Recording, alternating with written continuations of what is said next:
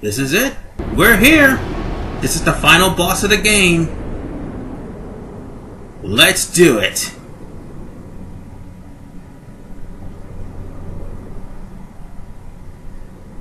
Everyone, this is the last time we fight together. Okay? Dumbass, what are you doing? What I'm trying to say is, after we beat Yu Yevon, I'll disappear. You know, you could have told everybody sooner. What are you talking about? You know, you're worse than Yuna with dropping sudden bombs on people. You know that? My god, you really are a dumbass. To the end. I'll try to be positive, folks. I really will. But that's gotta be the dumbest thing he's ever done. Like, waiting till the last minute to tell everybody this bombshell. I'm saying goodbye. Not now. I know it's selfish. It is, really, it This is. is my story. And for the love of God, stop saying that! Anyway, well, ladies and gentlemen, prepare for disappointment. This is Yu Yevon, the final boss of the game. And if you haven't noticed by now, the Pagodas are still alive. They'll do everything they can to try to keep Yu Yevon alive. And as you can see, I zombified Yu Yevon. So whenever it heals, it kills itself. See? I can just use a Phoenix style right now. All it's going to do is heal itself, cast Ultima, cast Giga Gravitation, which will also hurt itself, and rarely use Break. And it'll also use Drain. That's it. Other than that, it's about what? 2 minutes and 14 seconds and the guy's already dead. It's done! It's over with! The first Ultima killed Yu Yevon. The second's gonna ace the Pagodas. This is without a doubt the worst boss in Final Fantasy history. All that build-up, all that backstory for this disappointing tick. I've seen worse. No, wait, this is worse. As a matter of fact, this is worse than Necron, who just came out of nowhere in Final Fantasy IX. It's that bad. And no, I'm not ranting. I'm just stating an obvious fact. It could have ended better. Even in the international version, it is that pathetically easy. But nonetheless, that is it. Enjoy the ending! 'Cause I will shut up now.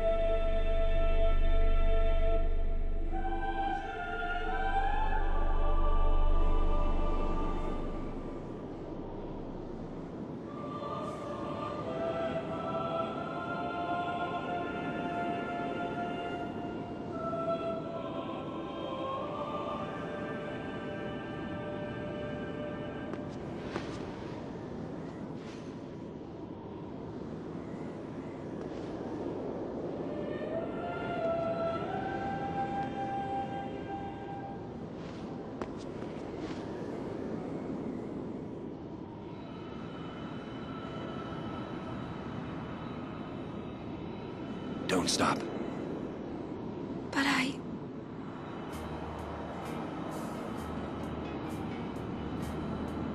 It's all right.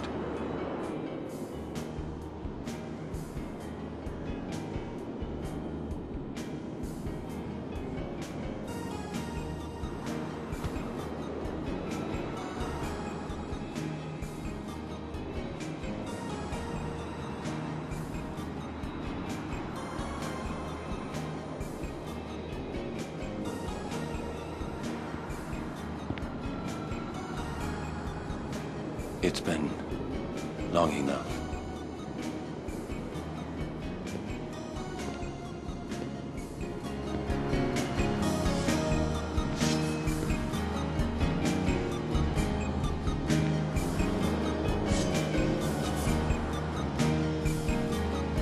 This is your world now.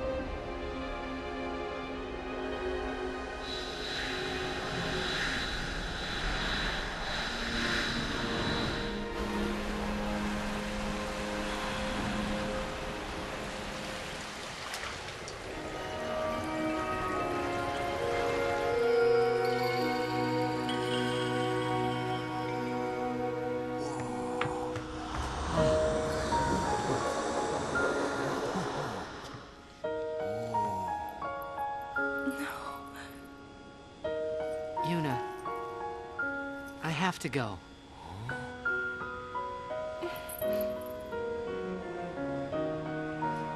I'm sorry I couldn't show you Xanarkand.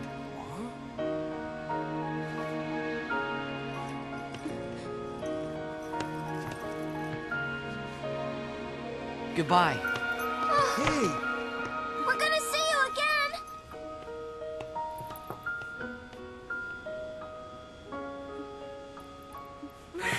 Yuna!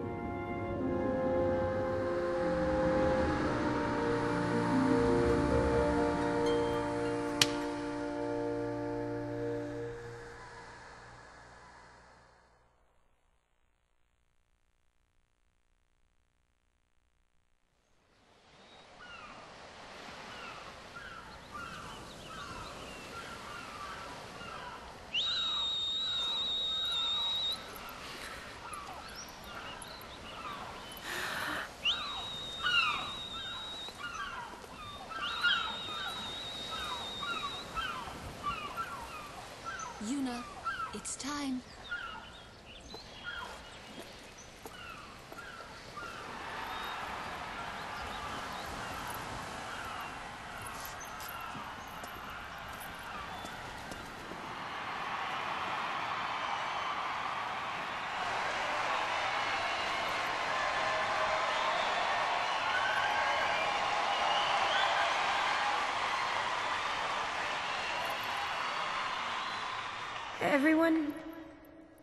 Everyone has lost something precious.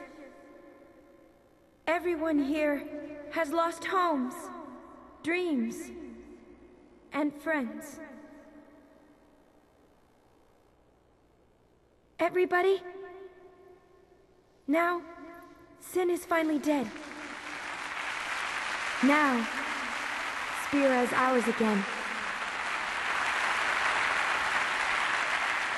Working together. Now we can make new homes for ourselves. And new dreams.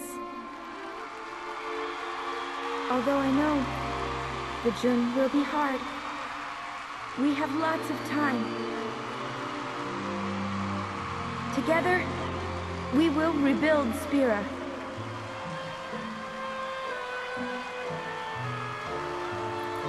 The road is ahead of us, so let's start out today.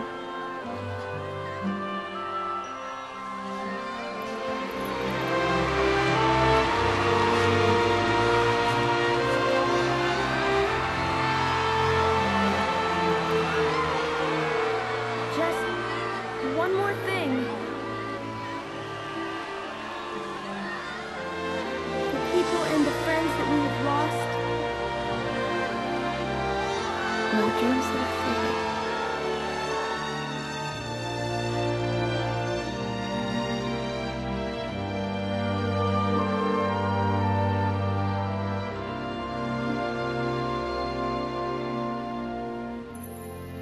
Never forget them.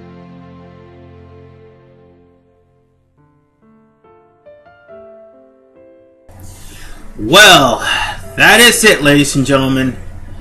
That's the end of Final Fantasy X, and needless to say, I enjoy this LP. I have some constructive criticism about how I do things, but all in all, I've had fun, and I'm pretty sure there's some people who had fun too. Granted, everything I've told you thus far was all experience. But anyway, in my final thoughts as far as for the characters are all have their moments. Sometimes have their bad moments, sometimes have their good moments. Wakka throughout the majority of the game had his bad moments. Don't even get me started on Tidus. I mean, Wakka, I just didn't like Wakka. Tidus, I tolerated him more than Wakka. Even though that laugh was just god-awful. Yuna, I found her to be boring and depressing at first. And then all of a sudden she starts to gain some sort of life. Right near the end of the game, no less. She tries to show emotion, but in the end, she was just dull, boring, and depressing to me. Riku was a ball of energy, and I pretty much enjoyed Riku being in this game. And no, it's not because she pulled a strip show. Not at all. It's the fact of the matter is, she was the most cheerful character, and she had a reason. She tried to be cheerful despite the fact that history has not been too kind to the Al-Bhed. And then there's Kamari. Kamari is a living example of pride before a fall. He had pride, was too proud to admit defeat, got his horn cut off, fell down from grace off of his high horse, and eventually, slowly but surely, started to build strength aside from that is not based off of pride, and able to conquer some of his greatest adversities. I mean, Kamari, even though he isn't that much active, he actually has some sort of character build-up right there.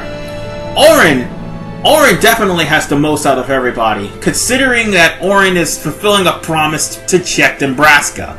He's also trying to avenge their deaths, at the same time avenge his own. And he's not gonna let a little thing called death stop him. And finally, Lulu. To me, Lulu struck me as a motherly character. She went through experiences. She watched her loved ones get hurt. One of them actually died. And she didn't want that to happen to anybody. Well, two of them actually ended up dying. And she didn't want that to happen to anybody else. Which is why she's always trying to give us much advice. She may be grumpy, but in a way, since she's trying to keep her emotions in check. After all, she didn't want anyone to know that deep down she's really sad inside that she has to go through a pilgrimage again, because it's basically her third one. Her second one went away okay if a certain someone hadn't spent too much time on Blitzball. Let's see, the plot. As far as the plot's concerned, it's basically a screwed up religion. A screwed up religion and a screwed up man who made such a screwed up religion as an excuse, as a cover, to keep dreaming people that will become his new body, i.e. Tidus. That's the only reason why Tidus was there. He was being prepped to become Yu Yevon's new body, and Tidus didn't even know it. That would explain everything. That's why the new Xanarkin existed. He didn't expect Jet to actually go there and destroy it. And with all that build-up, all the murders, everything that leads up to that, I was just horribly disappointed in the final battle. My only problem also, well, even though it's not too bad, my only problem is the difficulty curve. It's hard at some points, and it's easy other points. Then it gets hard, and then it gets easy. And once you get to Celestial Weapons, game over. I mean, that curve right there kind of made it confusing to some players, but to others, they just quickly got used to it. Like myself, for instance. This is like my, what, 4th time I played this game? Yeah, 4th time. Also, another thing that I need to talk about, the battle system. This basically will be the last time we have the turn system. As 10.2, which I'm currently working on, if I could ever get in touch with Turtle, has a better battle system than this. Although I do like the tagging in and out, instead of just having just 3 people. But one thing is for sure that I do love the most, it's the music. The music made this game, and I'm so glad that I got to play one of my favorite games for you guys. And I thank every last one of you for putting up with me, basically. And more importantly, I thank all of my subscribers for watching. Whether they did or didn't, it makes no difference. I'm just glad that everybody watched. And what is this? You mean Dumbass survived? Yep, it looks like he survived. And with that, folks, Final Fantasy X has, as of now, come to an end. Well, ladies and gentlemen, that is it. Next time we meet again, other than the RV Man LP exhibition, I will start on Dynasty Warriors 7. This is RV Man 985, and once again, thank all of you for watching this playthrough of Final Fantasy X. You guys take care of yourselves. Oh, and the extra video will probably be up soon. See you guys next time.